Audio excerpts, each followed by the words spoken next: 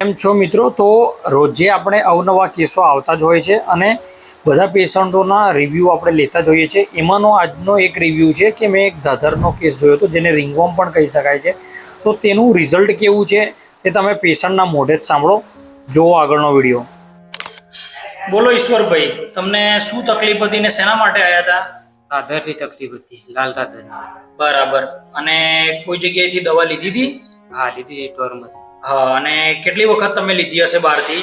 બહારથી ઘણા વખતથી લીધી. હા, પણ કઈ ફેર પડ્યો? ના ના. હા, સારું. આપણી જોડે પછી કેટલી વખત દવા લેવી પડી? એક જ વાર.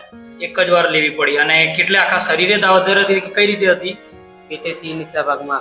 બરાબર, પેટથી નીચેના ભાગમાં બધે હતી. અને કેવું હવે કેવું છે પહેલા કરતા દાદરમાં? બિલકુલ આરામ થઈ ગયો. એકદમ આરામ થઈ ગયો. બરાબર.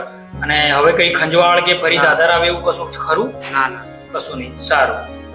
તમે આખો વિડીયો જોયો તો એના ઉપરથી તમે વિચારી શકો છો કે આપણે જોડે સારા એવા કેસમાં રિઝલ્ટ મળતું હોય છે. હોમિયોપેથિકલી તમે કોઈ બી કેસને ટ્રીટ કરી શકો છો. અને જો તમારી જોડે આવી કોઈ તકલીફ હોય, કાં તો કોઈ પેશન્ટને, કાં તો કોઈ તમારા રિલેટિવને તકલીફ હોય, તો આપણા ક્લિનિકે નિઃશુલ્ક સારવાર લેવા માટે કોન્ટેક્ટ કરી શકો છો અને DM પણ કરી શકો છો.